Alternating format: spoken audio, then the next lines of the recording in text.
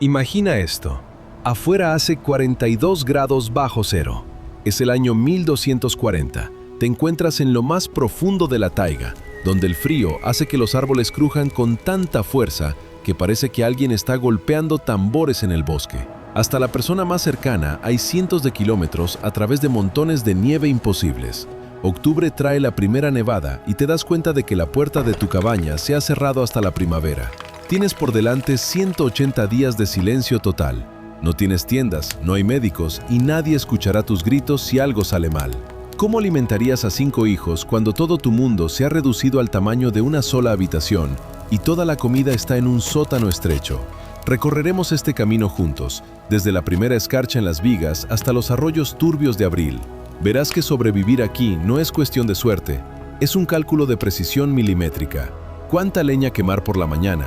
¿Cuántas veces respirar el aire helado? Y cómo entender, por el olor del viento, que mañana habrá ventisca. Cada pequeño detalle podía salvar o destruir a todos los que están sentados contigo junto a la estufa. ¿Tendrías la resistencia necesaria para engañar al bosque cuando tu único aliado es un hacha afilada y conocimientos acumulados durante siglos? 6 meses de nieve que desconectan la cabaña del mundo no llegan de golpe. Esos 180 días de silencio blanco, desde el primer montón de nieve en octubre hasta los últimos arroyos en abril, comienzan aquí, en septiembre. Es la última ventana de tiempo en la que la taiga todavía permite moverse. Tienes exactamente 30 días para preparar tu fortaleza. Hay 10 tareas críticas y cada una de ellas es una cuestión de vida o muerte. La matemática de la supervivencia es despiadada.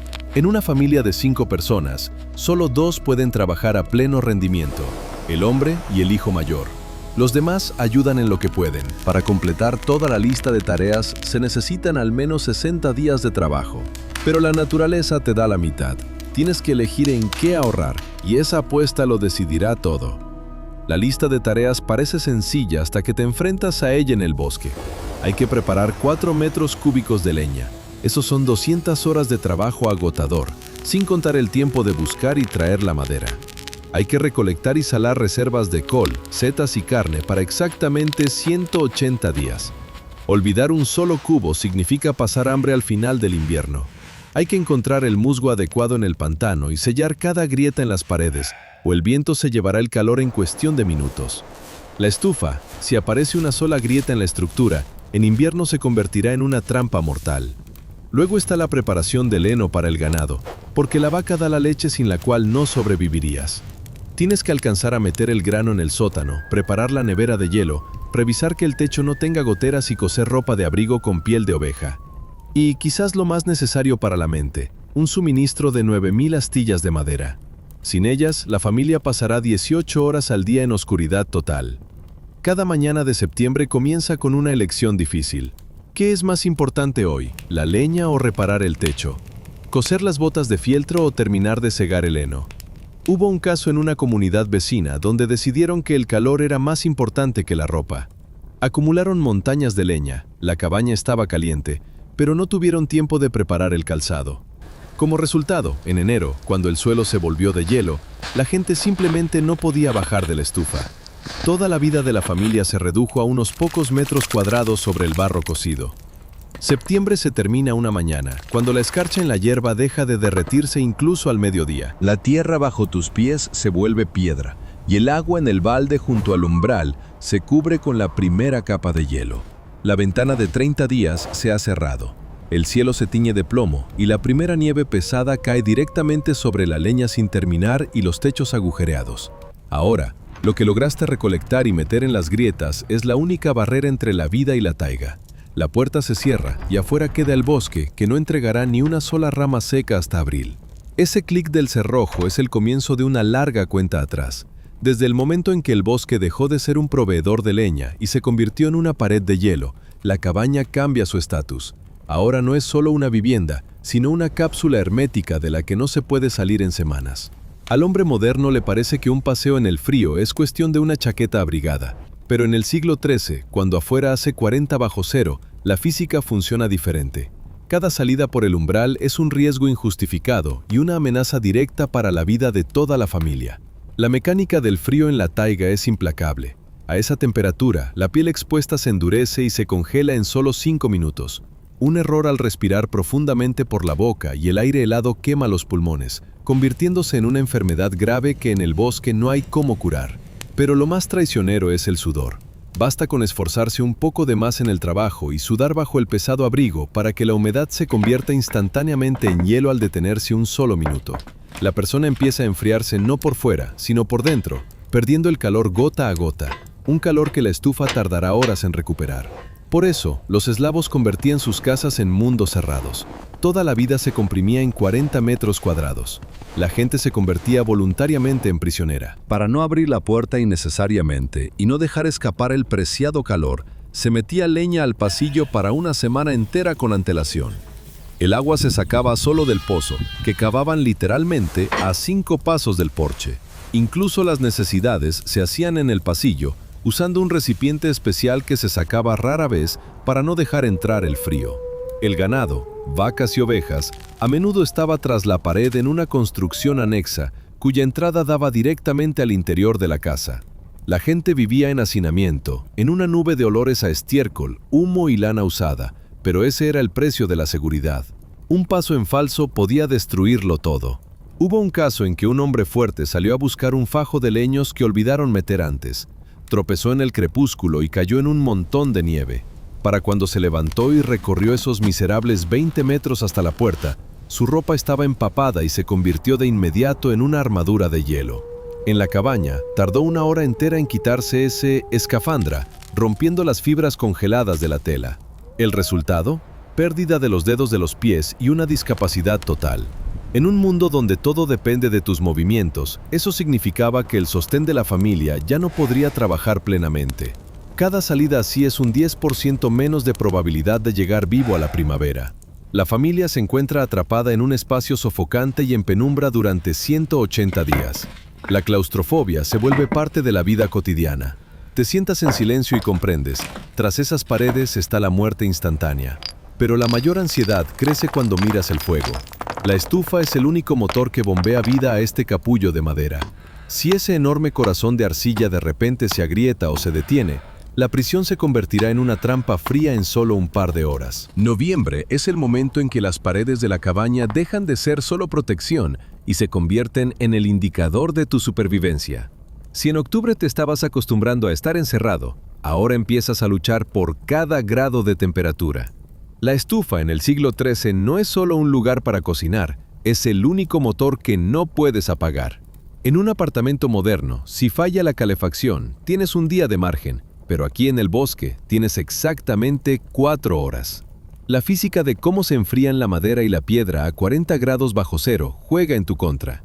Mientras el fuego arde en el hogar, la habitación se mantiene a unos agradables 25 grados, pero en cuanto la llama se apaga, comienza la cuenta atrás. Solo 1 hora después, la temperatura baja a 15 grados. A las 2 horas, solo hay 5 grados dentro de la cabaña, y cada vez que respiras, sale una densa nube blanca de vapor. Para la 4ª hora, el interior entra en temperaturas bajo cero. A partir de ese momento, la casa ya no calienta, empieza a succionar el calor de tus huesos. Lo más aterrador es el precio de la recuperación. Para volver a calentar una masa de 3 toneladas de arcilla y piedra, vas a necesitar el triple de leña seca de lo habitual. Tus reservas de leña preparadas en septiembre están calculadas para 180 días, siguiendo una norma muy estricta. Cada congelación de este tipo le quita 3 días a tu leñero. Si cometes este error 10 veces en invierno, en marzo no tendrás con qué calentar la casa. Primero quemarás los muebles, luego las paredes divisorias y al final las paredes de tu propio cobertizo. La vida de la familia en noviembre se vuelve un ritual rígido. Hay que encender el fuego 1 vez al día, por las mañanas. Todo el truco está en la compuerta. Si la cierras demasiado pronto, toda la familia morirá asfixiada por monóxido de carbono. Si la cierras demasiado tarde, todo el calor se escapará al cielo. Por la noche, alguien siempre se despierta solo para tocar el lateral de la estufa. Si se ha enfriado más rápido de lo normal, significa que hay una grieta en la pared que no viste. Hubo un caso donde una familia decidió ahorrar y calentó la estufa a medias. Por la noche, las brasas se ahogaron y la casa empezó a congelarse a toda velocidad. Se despertaron a 5 grados, con los niños llorando de frío bajo las pieles. Corrieron a encender el fuego, pero la leña en la entrada fría se había humedecido. Tardaron 4 horas y el suministro de leña de 3 días en volver a los 20 grados. Al final, en febrero, la leña se acabó por completo. La familia quemó el cobertizo y la cerca, pero para marzo ya no quedaba calor. Esa primavera, el miembro más anciano de la familia nunca llegó a salir de la cabaña. Un solo error con el fuego activa una cadena que no te mata al instante, sino 2 meses después. Pero mientras vigilas las chispas, afuera empieza a ocurrir algo para lo que es imposible prepararse. El sol sale cada día más tarde y pronto dejará de calentar por completo, dejándote en una oscuridad tan profunda que en un par de semanas empezarás a olvidar cómo se ve la luz. Mientras se libra la batalla por el calor, un enemigo que no se puede tocar empieza a presionar tu mente: la oscuridad infinita. En diciembre, el sol es un mero trámite. Sale a las 9 de la mañana y a las 3 de la tarde ya cae tras el borde del bosque. 18 horas al día, tu mundo se limita a lo que puedes ver al alcance de tu mano. Y si el frío se puede contener con paredes, la oscuridad se te mete directo en la cabeza. En el siglo XIII no había lámparas ni velas, la cera costaba muchísimo dinero y solo estaba al alcance de los príncipes. La única fuente de luz era la astilla, una fina vara de abedul. Según reconstrucciones históricas y datos etnográficos, una astilla de este tipo no arde más de 20 minutos. Para iluminar una sola noche de diciembre, se necesitan al menos 50 unidades. La matemática de la supervivencia es dura. Para todo el invierno se requieren unas 9.000 astillas.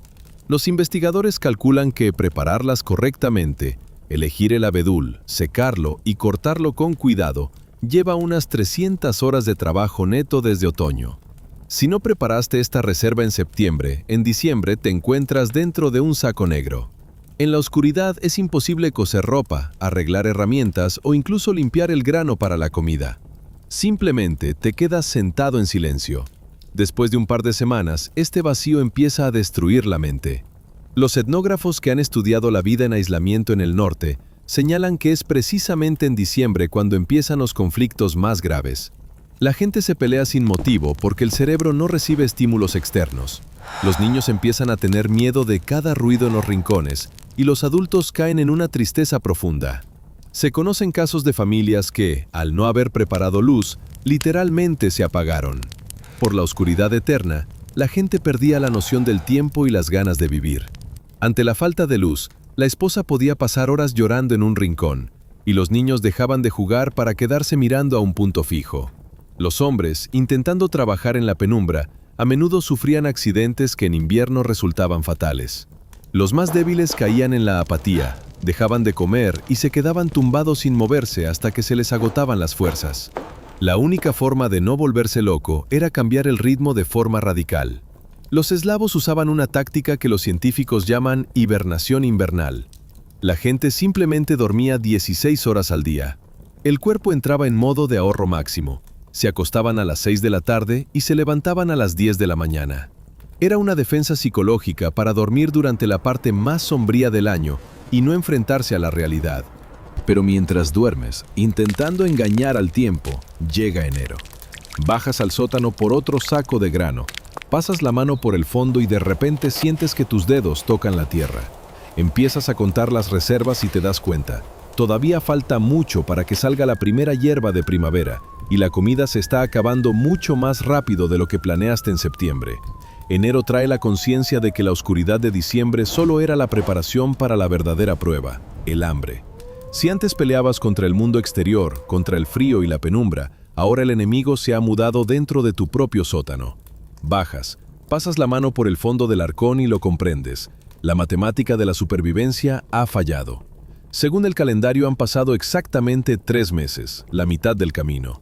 En los almacenes debería quedar una mitad justa de las reservas, pero en lugar del 50%, apenas llegas al 30%. En el siglo XIII, los cálculos eran cuestión de vida o muerte, no simples números. Una familia de 5 personas necesita al menos 2 kilos de comida al día para que el cuerpo pueda generar suficiente energía para calentarse. Para los 180 días de invierno se requerían 360 kilos de grano, verduras y carne. Pero si en septiembre subestimaste el frío, estabas demasiado cansado o simplemente no tuviste tiempo y solo preparaste 300, ya estás atrapado. A mediados de enero ya se han consumido 180 kilos y solo quedan 120. Y para que salga el primer brote verde de primavera, aún faltan largos 90 días. Un déficit de 60 kilos no es solo una falta de comida, es un mes entero de platos vacíos. Ahora solo te quedan opciones terribles y cada una trae nuevos problemas. Puedes cortar las raciones a la mitad, pero entonces te volverás débil y lento. Tu cuerpo dejará de calentarse a sí mismo. No podrás usar el hacha con fuerza y el frío te llevará mientras duermes cuando tu calor interno se agote definitivamente. Puedes sacrificar a la vaca, tu principal capital vivo, pero eso dejará a los niños sin leche en primavera y sin posibilidad de arar el campo cuando la nieve se derrita. El tercer camino es ir a pedirle al vecino, pero en la taiga, una deuda siempre se devuelve al doble, robándole de hecho a tu familia los recursos para el próximo invierno. En la cabaña se instala un silencio extraño, más pesado que el de diciembre. La gente vigila sin querer cada trozo de pan en la mano del otro, evitando las miradas. La madre, a escondidas, le pasa parte de su comida al hijo más pequeño, mientras el padre pasa horas sentado junto al fuego, ocultando el temblor de sus manos. El invierno no es una batalla heroica, es un examen de aritmética que se reprobó en otoño. Cuando tus almacenes se vacían, dejas de creer en tu capacidad de sobrevivir solo. Te das cuenta de que, en este desierto de hielo infinito, tú solo eres un punto que pronto se enfriará. Tu mirada se detiene cada vez más en la pequeña luz de la ventana del vecino, que apenas parpadea tras la cortina de nieve. ¿Tendrá grano para compartir? ¿Y querrá dejar que tu desgracia entre en su casa cuando las ventiscas de febrero cierren definitivamente todos los caminos y conviertan a cada persona en un enemigo o en el último aliado? Cuando el cálculo de enero falla, el mundo se reduce a un solo sendero estrecho, el que lleva al porche del vecino. Febrero es un muro. Para la primera hierba aún faltan 60 días y en los arcones ya sopla el viento. Ahora, la supervivencia deja de ser un asunto personal y se convierte en un juego social complejo, donde el precio de un error es la extinción de todo un linaje. En la taiga del siglo XIII, alguien solo es simplemente un cuerpo que se enfría rápido. Una aldea de 10 o 15 casas funcionaba como un solo organismo. La lógica era cruel, pero matemáticamente exacta. Si una familia no llega a la primavera, toda la comunidad se debilita. Menos manos para arar significa menos cosecha el próximo año, lo que significa que el siguiente invierno acabará con los demás. Por eso la gente compartía la comida, incluso cuando ellos mismos estaban al límite. La mecánica de la ayuda mutua era un sistema de crédito implacable. Un vecino podía darte 20 kilos de grano. Eso era aproximadamente la quinta parte de lo que le quedaba. Para él era un riesgo inmenso. Literalmente le quitaba la comida de la boca a sus hijos. Pero el trato era de hierro. En primavera, la deuda se devolvía al doble. Eran los intereses por el riesgo y por la vida. Romper esa palabra significaba el destierro, y echar a alguien de la comunidad en invierno es una forma legal de matarlo sin usar armas. Si en la aldea ganaba el egoísmo y el vecino cerraba la puerta, comenzaba la etapa más oscura. Primero se comía la corteza de abedul y el musgo seco. Luego les llegaba el turno a los ancianos. En las crónicas y leyendas quedan testimonios de cómo los mayores eran los primeros en dejar de comer. Simplemente se acostaban sobre la estufa y dejaban de moverse para que su parte fuera para los nietos. Se iban en silencio, sin quejas, liberando una cucharada más de gachas para los que pudieran trabajar en primavera. En esas casas solo sobrevivían los adultos más fuertes, pero para Abril eran sombras con los ojos apagados. La paradoja del bosque era que el egoísta que escondía el grano y dormía saciado en febrero, a menudo no sobrevivía al año siguiente. Una aldea debilitada no podía defenderse colectivamente de un incendio forestal, construir un granero nuevo o limpiar el camino común.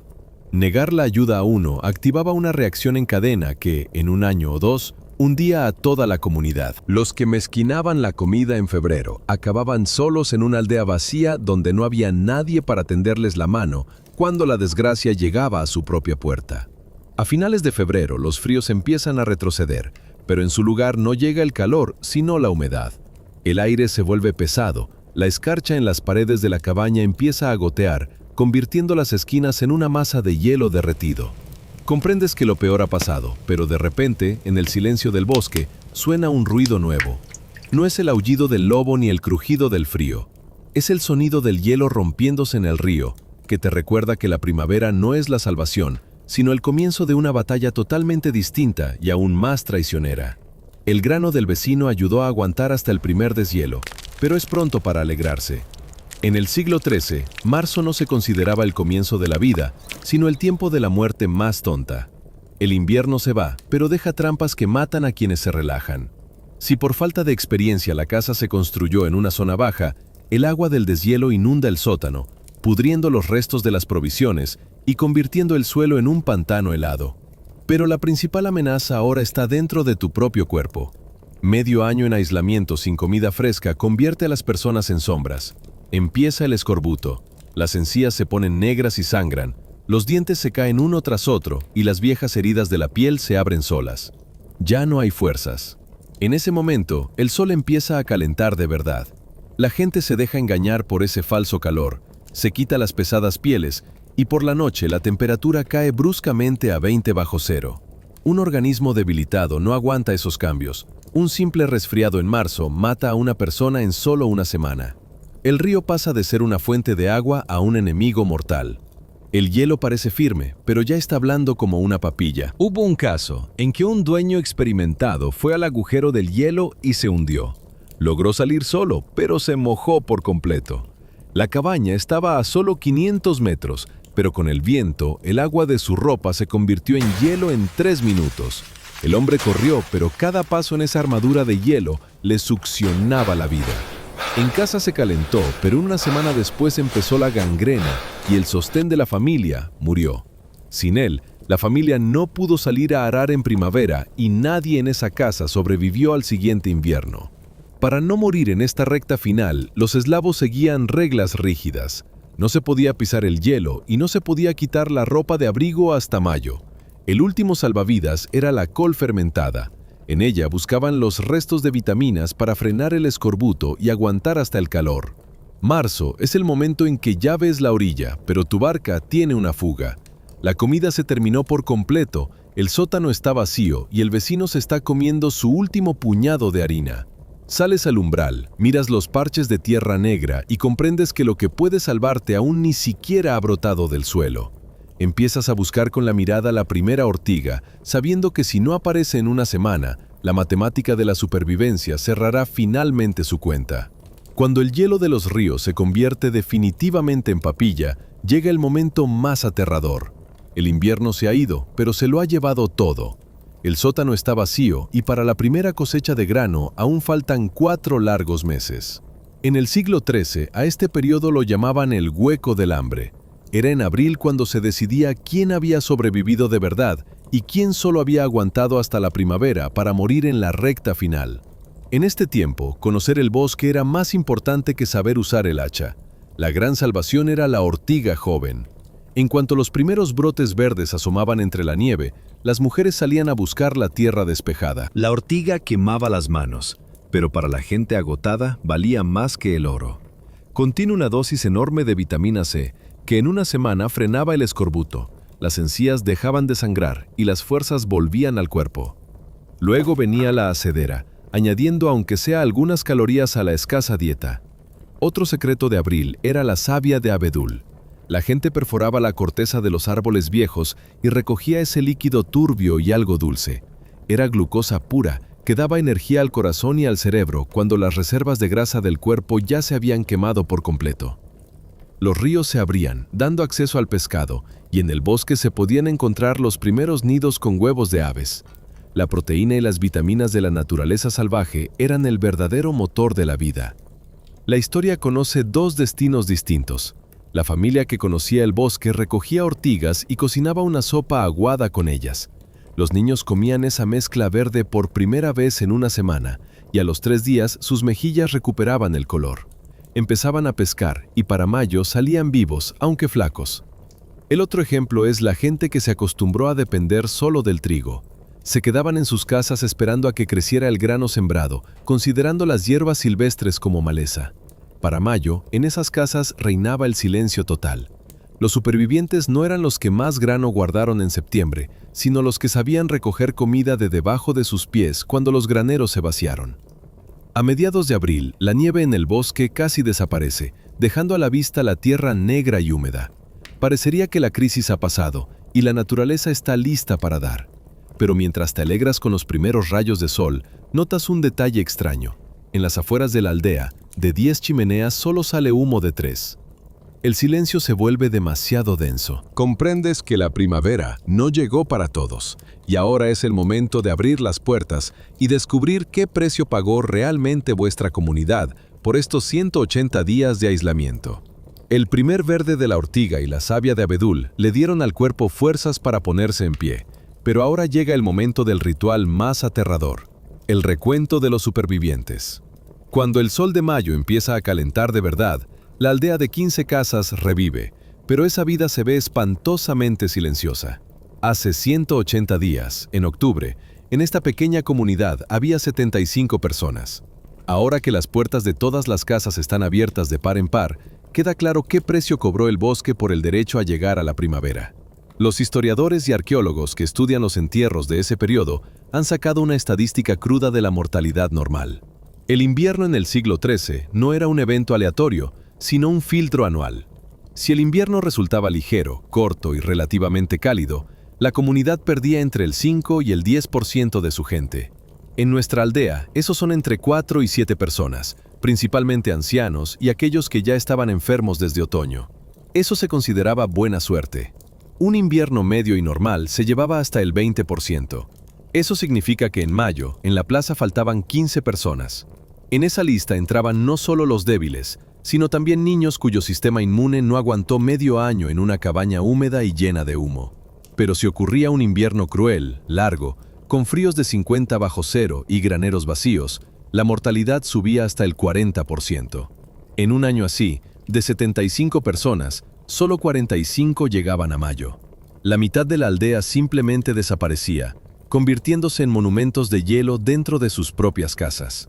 La matemática de la muerte aquí juega a largo plazo. La pérdida de 10 o 15 personas no es solo dolor, es la pérdida de habilidades críticas. Se fue el anciano que sabía cómo arreglar correctamente el tejado. El próximo invierno, 3 casas más empezarán a pudrirse. Murió la mujer que sabía curar con hierbas. La mortalidad por los resfriados de marzo se duplicará. La aldea se debilita no solo en número, sino en calidad. Los sobrevivientes salen a la luz pálidos, con rostros grises y manos temblorosas. Se miran unos a otros y comprenden. Son demasiado pocos para trabajar todos los campos que alimentaron a sus antepasados. Te paras en medio de la calle y ves que de las 15 cabañas solo quedan 9 con vida. Las otras 6 están con las puertas cerradas o peor aún, abiertas de par en par por el viento. En esas casas ya nadie enciende la estufa y empiezan a enfriarse rápido, volviéndose parte del bosque muerto. Pero lo más inquietante no son las ventanas vacías. Miras a los que sobrevivieron y ves en sus ojos no la alegría de la salvación, sino un cálculo febril. Hay menos recursos, hay menos manos y el tiempo no espera. Para el próximo octubre solo quedan 5 meses. Y en esta preparación apresurada para una nueva batalla, de repente notas que a la orilla del bosque, allí donde la tierra apenas empieza a descongelarse, han aparecido montículos frescos que nadie ha tenido tiempo ni de cercar. El sol de mayo quema los últimos rastros del horror invernal, pero en la memoria de los sobrevivientes queda una lección clara. De 15 cabañas, solo 9 vuelven a encender sus estufas. Los que quedaron con vida no son solo afortunados, son el resultado de una selección brutal. El invierno en el año 1240 funcionaba como un filtro que dejaba pasar al futuro no a los más fuertes, sino a los más disciplinados. Aquí no se valoraba el heroísmo, se valoraba la precisión aburrida y diaria. El antiguo eslavo lo sabía. Su vida dependía de qué tan a tiempo cerraba la compuerta de la estufa y cuántas veces por la noche comprobaba el calor en los pies de sus hijos. Si te dio pereza tapar una grieta del tamaño de un dedo en octubre, morirás en enero. Si no calculaste los gramos de grano y comiste de más en diciembre, no verás la ortiga de abril. La cabaña en este sistema no era solo una propiedad, era la segunda piel del hombre. Los troncos respiraban junto con la familia, absorbían el calor de la estufa y el hollín que conservaba la madera contra la podredumbre.